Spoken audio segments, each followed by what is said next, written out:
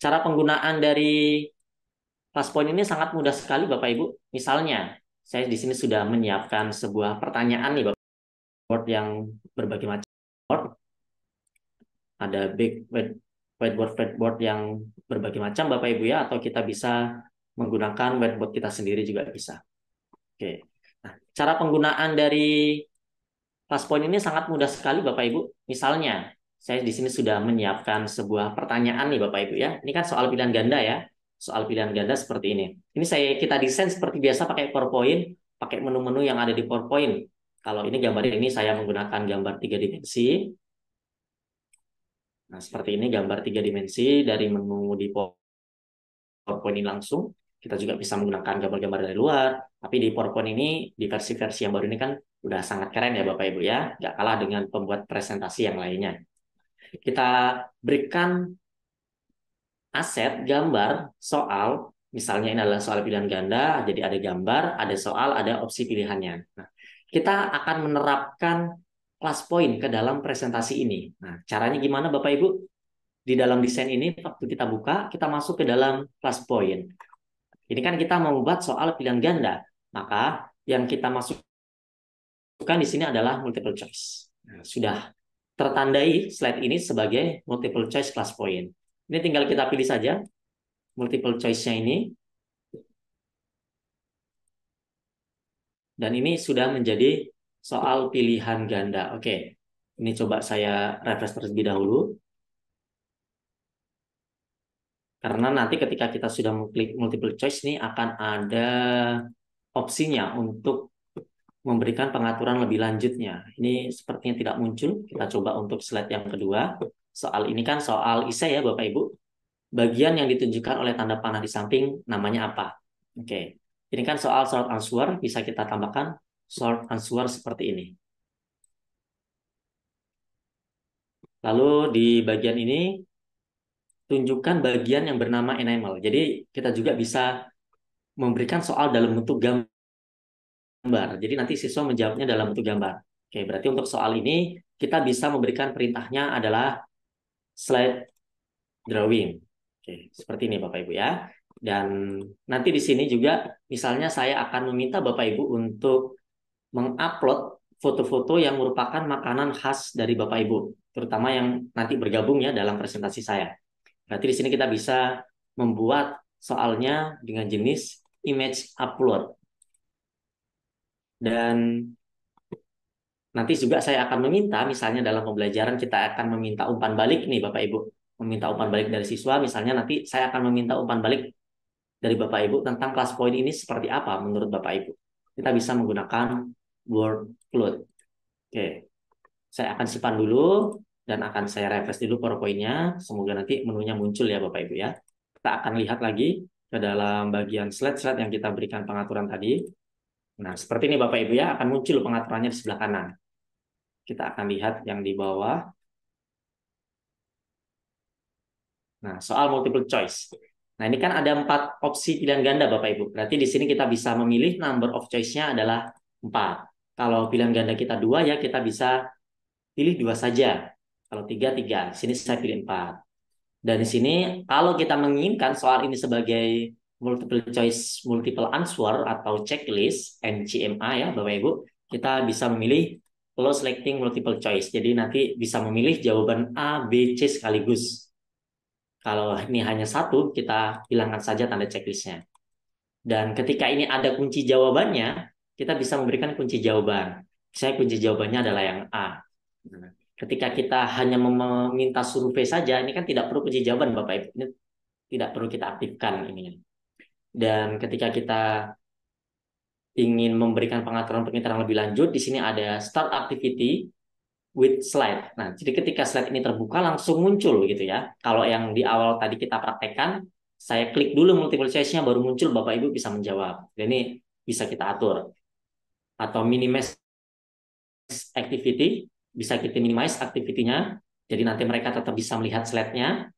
Atau auto close submission after berapa menit. Jadi nanti responnya itu akan ditutup dalam berapa menit bisa kita atur di sini. Nah, kalau saya pakai yang manual-manual saja karena kita lebih fleksibel. Kita akan lebih melihat kondisi di kelas kita seperti apa. Nah, ini untuk pengaturan-pengaturan di dalam multiple choice. Sekarang kita akan lihat pengaturan di dalam short answer.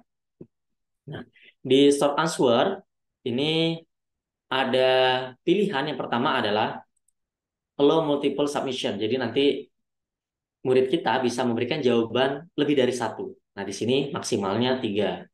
Kita juga bisa menyembunyikan nama partisipan ketika kita ingin menjaga privasinya. Misalnya ketika kita ingin meminta umpan balik yang sifatnya privat, kita bisa checklist ini Bapak Ibu ya. Kalau tetap ada namanya ya ini tidak perlu kita checklist. Dan ini sama pengaturan yang tadi, start activity-nya, minimize activity-nya, auto close submission after berapa detiknya juga bisa kita atur. Kalau ini saya tidak checklist agar lebih fleksibel dalam presentasinya. Selanjutnya Bapak Ibu untuk jenis soal yang ketiga adalah slide drawing. Nah, di sini pengaturannya hanya menyembunyikan namanya saja. Jadi cara kerjanya nanti ketika slide ini terbuka, murid kita akan menjawab dengan cara mencoret-coret di layar handphonenya dan nanti hasil coretannya akan masuk ke dalam akun kita yang sebagai guru. Nah, soal selanjutnya adalah image upload. Apakah gambar yang kita upload ini akan kita atur? Yang pertama harus memberikan captionnya untuk memberikan keterangan dari gambar tersebut atau tidak perlu, hanya bisa mengupload saja. Ini bisa kita atur. Lalu ada menyembunyikan nama masih sama dan pengaturan dari play optionnya masih sama Bapak Ibu ya. Jadi pengaturan di sini yang penting hanya satu ini, require captionnya di sini. Selanjutnya, ini tadi adalah jenis soal word clouds. Kita bisa membatasi setiap orang yang masuk dalam kelas kita atau murid-murid kita bisa memberikan berapa kata untuk menjawabnya. Ini maksimal sampai 5 ya Bapak Ibu ya. Nah ini tadi beberapa pengaturan yang ada di dalam kelima jenis soal di kelas point ini. Dan selanjutnya Bapak Ibu kita akan lihat di more future. Di sini ada draggable object. Jadi nanti ada objek-objek yang bisa di-drag. Nah, caranya seperti ini Bapak Ibu. Kita pilih more feature-nya, draggable object. Ini nanti kalau kiranya penjelasan saya terlalu cepat, mungkin Bapak Ibu nanti bisa mereview lagi Bapak Ibu ya dari tayangan ulangnya karena saya tujuannya ini semua fiturnya semuanya dapat tercapai Bapak Ibu melihat semua fiturnya seperti itu. Nah, di sini misalnya adalah tentang tata surya dan nanti ini siswa kita minta untuk mengurutkan Bapak Ibu ya, untuk menempatkan di mana posisinya. Nah, objek-objek yang akan kita jadikan dapat bergeser ini kita pilih dan kita checklist bagian drag-nya ini ya Bapak Ibu ya. Nah, di sini ada batasannya ya Bapak Ibu ya untuk versi free-nya itu hanya 3 objek per slide-nya dan ini sudah masuk. Kita akan tandai saja yang Saturnus. Oke. Nah, ini tadi sepertinya saya copy ya dari slide ke sana jadi pengaturannya bisa lebih dari 7. Ini berarti kita hilangkan dulu 3. Kita akan menggunakan 3 saja. Saya hapus dulu aja. Oke. Jadi ini yang bisa kita geser. Oke, 1, 2. Sepertinya ada satu lagi yang masih terchecklist. Oke, nggak masalah ya Bapak Ibu ya. Tapi cara kerjanya seperti itu. Oke, ketiga-tiganya sudah untuk melihat objek-objek mana yang bisa digeser seperti itu. Dan di sini juga ada menu reset jika kita ingin mereset semua pengaturan-pengaturan kita. Nah, ketika kita sudah selesai mengatur dari slide-slide kita, jadi intinya tadi kita desain seperti biasa di PowerPoint, Bapak Ibu. Lalu kita berikan perintah melalui class point, jenis slide-nya ini sebagai apa? Multiple choice kah, word cloud kah, short answer, slide drawing, image upload, fill in the blank, audio maupun video upload. Nah, ini bisa kita terapkan seperti tadi. Lalu kita berikan pengaturan-pengaturan lanjutan. Nah, sebelum kita mempraktekannya untuk cara membagikannya, di sini ada namanya menu kelas ya Bapak Ibu ya, My Class. Nanti di sini kita bisa melihat kelas-kelas yang sudah pernah kita buat atau kalau kita belum punya kelas nanti bisa kita buat.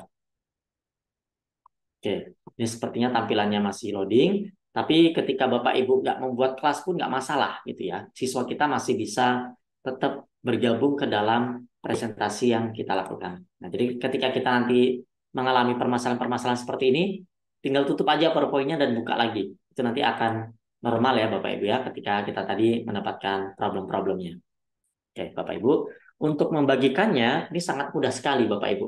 Jadi kita desain PowerPoint, kita atur dan kita bagikan PowerPoint kita yang sudah kita install class point ini secara cepat Bapak Ibu. Kita melakukan slideshow secara biasa. Kita bisa slideshow dari menu atas ini untuk melakukan slideshow dari awal. Kalau saya mau slideshow dari bagian yang sedang saya presentasikan ini saja Bapak Ibu. Nah, di sini saya akan klik menu slideshow di bawah ini. Maka slideshow-nya dari sini. Nah, Bapak Ibu sepertinya tadi masih bergabung ya di presentasi yang saya lakukan tadi. Jadi tampilannya seperti ini Bapak Ibu. Kalau kita presentasi PowerPoint biasa, yang di bawah ini nggak ada ya Bapak Ibu ya. Dan yang di atas ini nggak ada. Jadi untuk meminta murid kita bergabung, tinggal kita klik saja. Kebetulan ini sudah ada 25 yang bergabung yang tadi karena masih di slide yang sama. Pastikan Bapak Ibu masih bergabung ya di slide ini. Dan cara bagikannya sangat mudah. Kita minta murid kita untuk masuk di dalam classpoint.apps dan memasukkan kode 65399 ini. Ini kodenya akan berubah-ubah ya Bapak Ibu ya. Atau kita bisa menyalin URL atau linknya dari menu URL ini dan kita pastikan ke WA misalnya. Kalau saya pastikan ke dalam kolom chat Zoom. Nah, itu cara siswa kita dapat bergabung ke dalam class point kita.